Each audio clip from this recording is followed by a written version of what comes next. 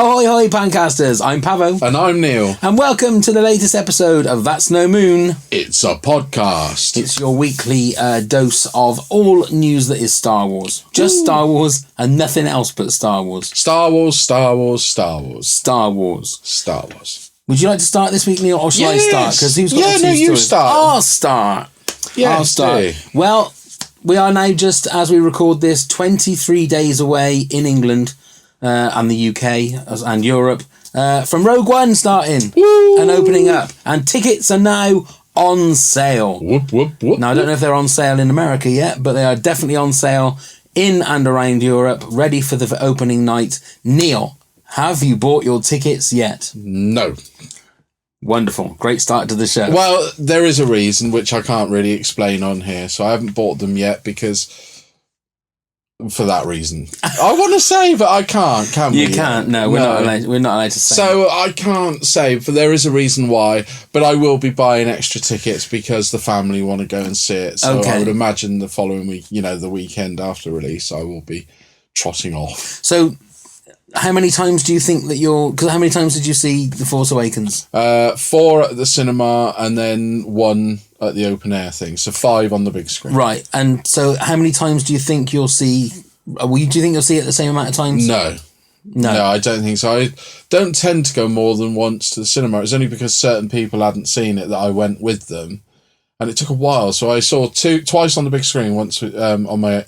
with the family, and then once with you and Loz, so that was on the big screen, and then I took other people afterwards, and it was on a smaller screen, didn't lose any impact, and then obviously got it on Blu-ray, managed to watch it a few times on there, and then I had a break, because I knew I was going to see it on the open air screen. I thought it'd be nice not to see it regularly, to watch it again on the big screen, and that was good fun, wasn't it? Watching it. It was, yeah. So, I'm really looking forward to seeing, because just seeing the trailer on the big screen for Rogue One makes so much more difference to what we've seen. Yeah, of all the different TV spots and things like that. But they only seem to the films we've seen recently. Now we both, yourself and I, not together, but we went to see Fantastic Beasts. Did they play Rogue One at the beginning of that? They did, yes. And it's the same trailer, isn't it? It's the second trailer they just keep playing. They don't seem to change the trailer. And I'm always thinking, please let it be a different trailer. Please let it be, the third trailer. I want to see that on the big screen. Not been, thankful to see it yet. A big guy. No, I really want to see it. Okay. So, how many times do you think you'll see it? I think, obviously for the thing that we can't talk about, but then I've got my tickets booked for the Friday night. So I will obviously go and see it then. I want to go and see it a couple of times. Mainly for a reason that I'll tell you about in a second for a follow-up story. Next story then, Neil. Okay, so EMILIA Clarke has been cast in the upcoming Han Solo standalone movie. The Game of Thrones actress has been confirmed to star alongside Alden Ehrenreich and Donald Glover, not Danny, in the upcoming untitled movie. So we know it's Han Solo, a Star Wars story. We don't know the exact title, do we yet? So no news on that. No news yet on who she is playing. But I wanted to bring something to you. Do you think she's quite similar looking to Felicity Jones?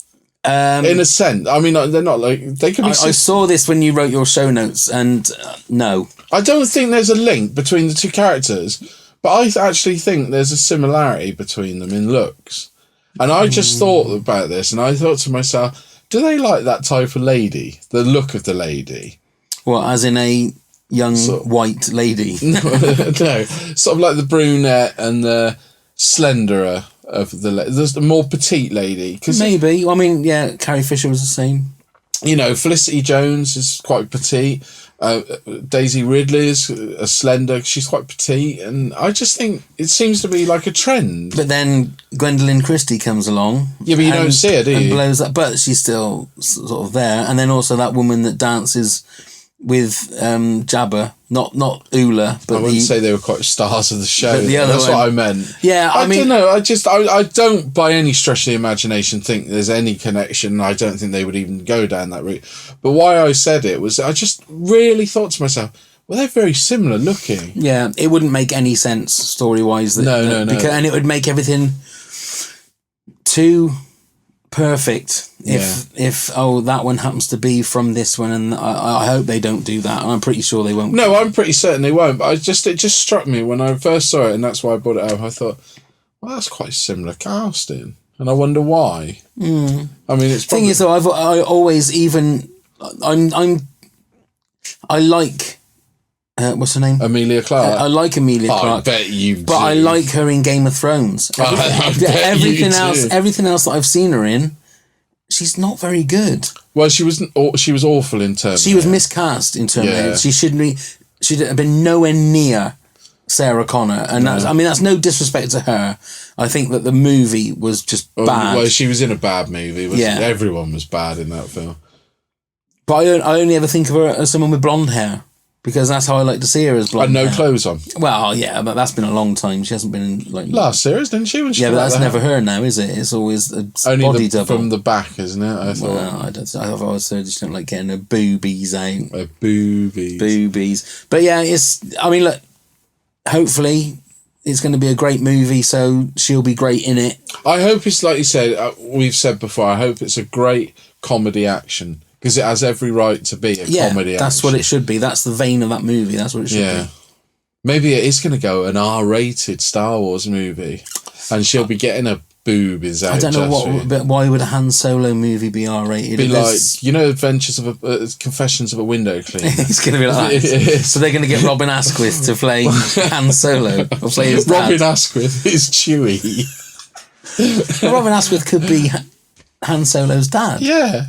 And it'd just be like... You could just imagine it. I mean, for Ash versus the Evil Dead, they've got someone cool like Lee Majors to be Ash's dad.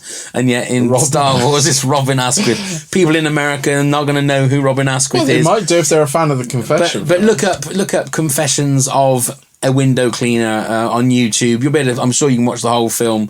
It's maybe not on YouTube. Typical 70s British bawdy sex comedy. I wouldn't say it's soft porn because it's not soft porn, is it? It's just a little bit of booby. Well, a little bit of other. Maybe a little bit of bush. Yeah, I've got a real nostalgic love for them. I do, but I like that sort of comedy, the carry-on comedy. Right. I think the Confessions movies and Adventures of a Taxi Driver. The Adventures ones are boring. Yeah, but they were the next step up because it was full instead of like the implying of the sex and stuff, it was showing people having sex and stuff. But love them. But So anyway, third story. Third story. Have you seen the new Rogue One behind the scenes featurette? No.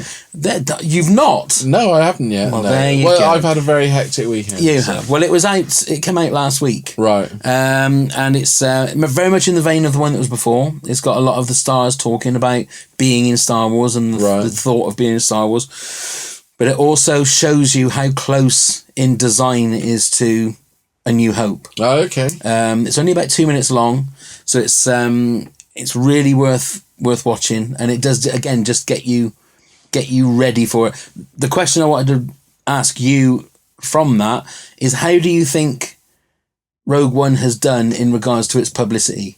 I think it's doing really well. Do you think it's done as well as, say, like Force Awakens? Well, it's a different kind of beast. It's not the same. Totally different kind of beast, but. The only thing I haven't noticed with Rogue One, now you've seen all the merch everywhere now, all your Lego, whatever it is, Lego and toys and all that is starting to come through the folds and you're seeing all these bits. And today, actually, I stopped at the shop to get a drink and there was these little Match Attack Rogue One cards. Oh, right, okay. And I was like, oh, wow, or whatever they are. It might not be Match Attack, whatever they are. But I thought, oh, that's cool, these little cards. So I've started seeing that, but I've seen no main posters apart from at the cinemas. Right. So normally you'll see on a bus stop when I'm driving around, you'll see a poster for a film and whatever. I've not seen one for Rogue One yet, which I find really odd. Or on the side of a bus. Right. Seeing as it's only 20 odd days away, you'd have thought they'd be on there now. That's very strange. Yeah. Yeah. I mean, I might be wrong. I mean, if I was in a bigger city, there might be loads. But, Fantastic Beasts, I was seeing it all over the place. But I don't know. But maybe they're not going down that route for advertising. Maybe. It's going to do well, isn't it? Yeah. Just out of interest, what do you think it's going to do opening weekend in America? I don't know. I was thinking about this. Do you think it's going to hit 100 million? Let's say that. Yeah, I think it might just get to 100 mil. Do you? Yeah, I think it might, because it's going to have that extended weekend, isn't it? I'm going to go 130 million. Oh, wow. Yeah. It's not going to hit the 200 million of Star Wars. No. Force Awakens, but I think it's going to... I think it will just get to there. I don't even think it's going to quite get to 1 billion. I got this sort of sneaking suspicion. If it just doesn't quite get to 1 billion, I think that'll be good news. But I don't think it will. I think it's going to be on the 800, 900 million mark. Well, of course they're going to be happy. That's fantastic. I just wanted to also say that I've started... I was listening and watching the Collider podcasts, and Christian Harloff on there was going on about the new book that's just come out called Catalyst. Now, you're a book reader, aren't you? Yeah. And I thought, because it's very hard for some reason to get the new canon books on audiobooks. Right. But I noticed on Audible, not a plug, that they had Catalyst, so I got it. Okay. And I've been listening to it, and it is really, really good. Oh, really? And it's the story of Orson Krennic and Jyn Erso's father, Galen, or Erso. It's their relationship. Is this before Rogue One? Before Rogue One. It's the lead up to Rogue One, and so you sort of got a bit of spoiler there. So when it's not no, because it's more filling in. I'm sure there's some of these points are going to be brought up in the film, but I think it's showing you their relationship before they've got and why maybe Galen does some things in Rogue One that he has to do, because it feels like he's paying Orson Krennic back. So it's like they know each other. And they know each other quite well, but it's also about it's sort of set at the end of the Clone Wars, and that's when Jyn Erso is about to be born. Then it goes forward a little bit more to when it's the when obviously the Jedi have all gone and it's now the Empire. Right. It's about 11 hours the reading of it, and I've got I think just under 2 hours left to go. Oh wow! So it's sort of just go, but it's really good. James Luceno is the writer, and you're a book reader. I do like reading books, but I like having them on audio. Do you know I've never read any of the Star Wars books apart from the movie, the A New Hope book, The Empire Strikes Back. But you know when they first came out, the novelizations. Yeah. That's all I ever read. Back of those. Well, I have to say, I mean, because of we had the recommendation for the Revenge of the Sith, so I listened to that book, and that was amazing. I've listened to the Force Awakens book, which again gives you more detail of the stuff that's going on. But I would recommend it. I mean, it drags you in because the start is really good, and then and also like Tarkin is in it. Okay. And so his relationship, and they've mentioned Vader a couple of times, is really interesting. I think it's a great way. Do they, when they read, I mean, I've never really listened to an audiobook. Is it just them reading the book? Yeah. And so the person that's narrated by Jonathan Davis, I think does a lot of the... And he just does voices. And he'll do different voices and stuff, and there's special sound effects in the background and stuff, and music every so often. Yeah, and the other thing is I've never really got into sci-fi books. Right. Because when you're reading, obviously your mind imagines what your perception of what that's going to be. And with sci-fi, when you don't understand sometimes what's on the page, I find my mind can't interpret what it's supposed to be. So it makes what I'm reading come to a bit of a juddering halt. I think that's why I've only ever done... I like to read... I like to read what they called autobiographies. Yeah. I say read, listen to them, because it's normally the author, the star. It's the same like the Alan Partridge. I've got his 2 books now, and that's just like having sort of 12 hours of brand new Alan Partridge material, because he doesn't just read it; he sort of performs it. Because he's being Alan Partridge, Steve Coogan's being Alan Partridge. But it's well worth having a listen. I might check it out, or like I say, you have a read. I don't have the capacity to read books, and I just can't seem to get. I might have a go. But it's well worth it.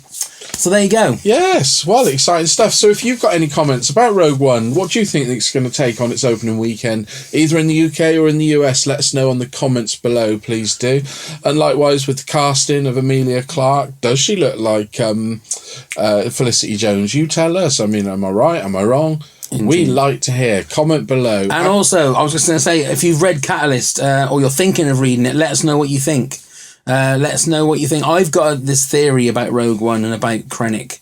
I think, I don't know if I've said it in a show before, but I'm going to wait and see, because I still think that's And I don't want to know. No, I'm not. So, also, if you haven't already done so and you're watching this, please do subscribe to our YouTube channel. We also do trailer reactions on, obviously, different trailers that are coming out in the future. And we'd love to hear from you in any way. They can also, if you don't want to put it on YouTube, any comments on there, but you would like to get in contact with us, do email us at pancast@live.com. You can check out all our other stuff on our website, pancast.co.uk. We're on the Facebook. We're on the Twitter. We're on everything. We are. Pretty much. So just come and subscribe to our channel, and that's where we get all the information and all the bits and pieces that we do. We'd love for you to join. So now let's see if we can get this right after the debacle of last week. So everybody, may the force be with you all. Ways.